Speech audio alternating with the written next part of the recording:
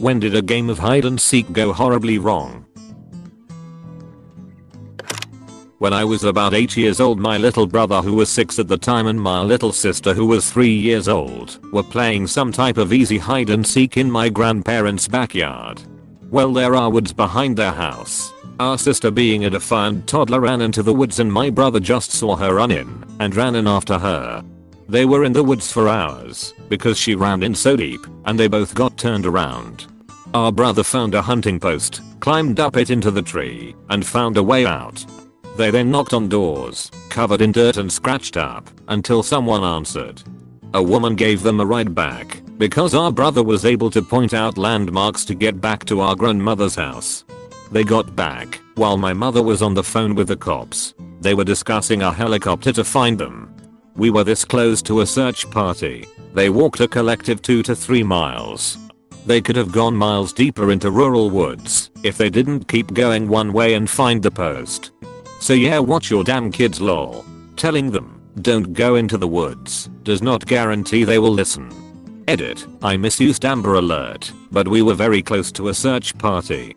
Also, the police were called and still showed up to give the kids a talking to. Nothing was learned, and we were repeatedly locked outside on nice days with woods behind our own house.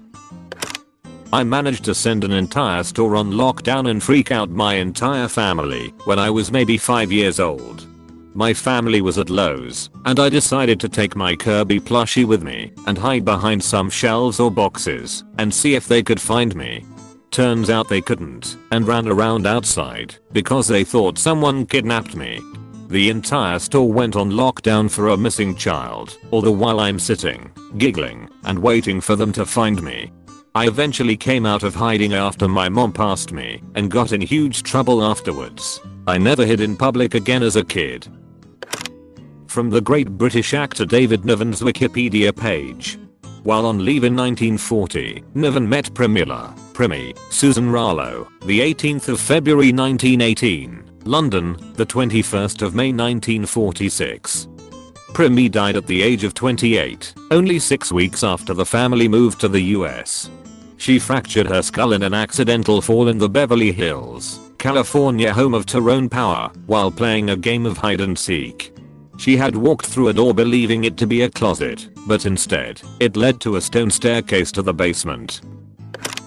I was a waiter, and some kids from a party I was serving played hide and seek, and about 5 minutes later they had to come back because the chef came to cook. Teppanyaki restaurant. There were 2 guardians looking after the children, and one of them realized that a child was missing and freaked out. It was like a mini manhunt in the restaurant. This was all done by the guardians. Since they didn't tell anyone, I just overheard them and decided to watch what they would do. After about 5 to 10 minutes of searching, the girl comes out crying they forgot about me. She was in the bathroom the whole time, and she was quiet when they called for her because she thought they were still playing. If you ask me, when they started a new round because everyone had been found except me at my birthday party. When I was a kid, my 2 older brothers would always make me be it. One time they both hid in a trunk full of clothes.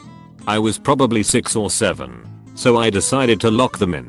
Only I didn't have a key. They panicked like crazy and were having trouble breathing. The babysitter was going crazy. I think she broke the lock eventually, but it was some scary moments. We had just recently moved into our neighborhood, and my sister, 5 at the time, was playing hide and seek with a neighbor kid.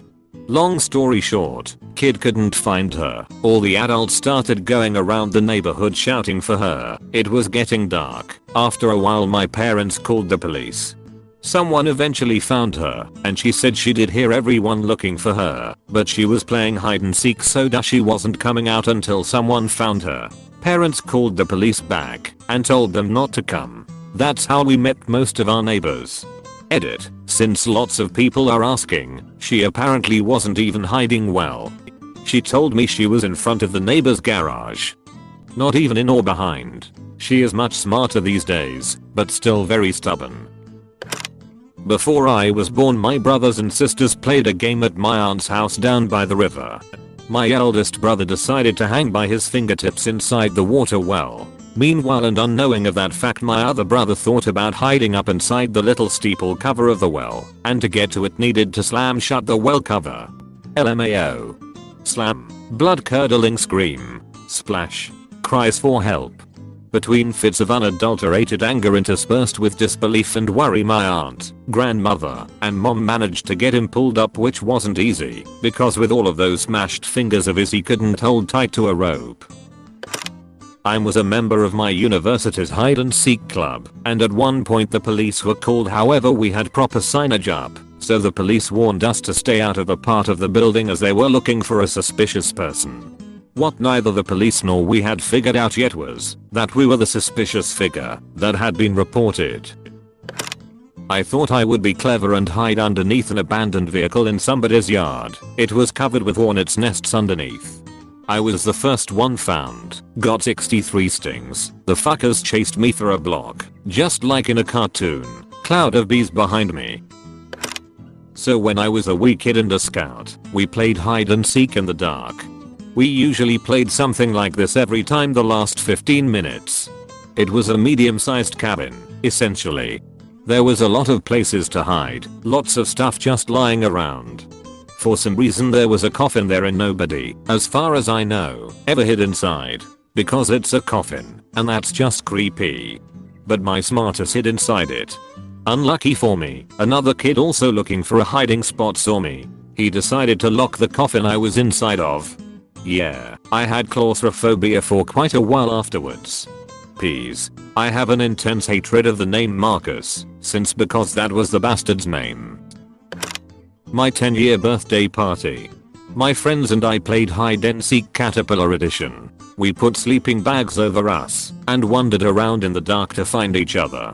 One of my friends lunges to tag another friend, fell and went top head straight into her face.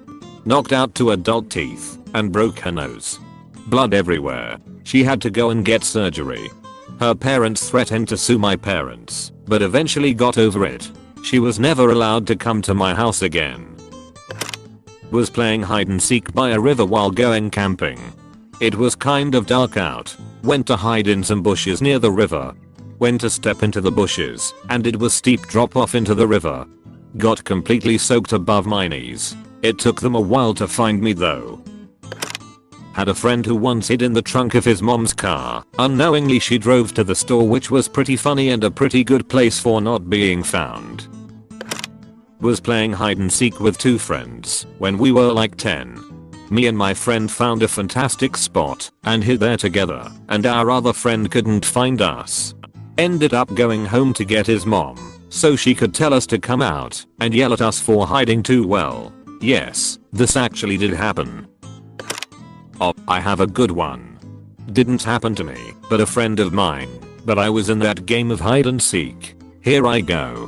When I was 8, I was at a birthday party of my neighbor's daughter. We had mutual friends, and one of them, let's call him Toby, wasn't really the brightest. We all weren't, but he took the cake, like eating a dead wasp once, and then wondering why his mouth was swollen.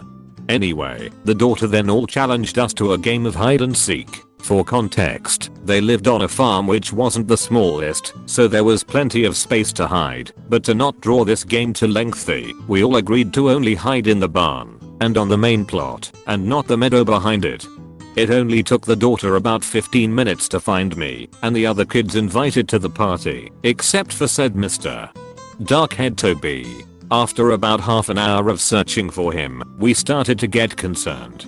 By this time, it was about 5:30 PM and we were all getting ready to go home, but Toby was nowhere to be found. Our parents agreed to let us stay until 7 PM, hoping that he was found till then. After Toby wasn't found, Toby's parents called the cops and a search squad was sent out. Still no sign of him, the cops gave up. The next morning, I woke up to my parents telling me, in a tone of relief, that Toby was found. Apparently what happened was that Toby somewhat got lost on said meadow and was only found 8 hours later standing on the side of a road that was 4 miles away with his shorts and t-shirt all ripped and damaged. He was only found after a relative spotted him with his headlights. Oh, did I mention that Toby was new to the area and didn't know where what was? We are still friends to this day, 18 years later, and whenever we are drunk or really bored, we bring this story up and just laugh our guts out about it. About him not being very bright, yeah, he now has his master's degree in mechanical engineering. So glad this story ended well, or else my life would be different now. We lost the kid in a hotel for about 2.5 hours and his mum was freaking out, getting the staff to look for him and threatening to call the police. Just to find out that the kid was hiding behind a stack of chairs under a staircase. I hid in a tree in the park from my dad. Big park, right in the city. I was up there for about 2 hours. He passed under me several times getting increasingly panicked, and I was like, I'm not falling for that one. Eventually I got bored and got down, apparently right before he called the police. It wasn't horrible for me, but he was really terrified. My friend hid in the drawer under my bed. I found her and pulled the drawer out. When she moved forward to climb out, it tipped and the edge landed on my big toe. Fast forward 6 hours, and I'm in R&D having a hot needle jammed into my toenail to release the pressure of the blood that had built up behind the nail. Yes, it did spurt blood.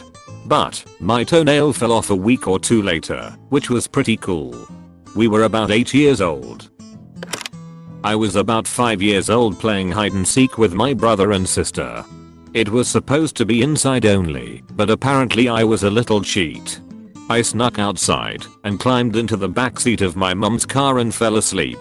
Hours later my parents are freaking out, calling people to help look for me and screaming my name. I wake up and hear my name being called, panic scrambling out of the car and slam the door on my finger. It's still stuck bent at a weird angle to this day.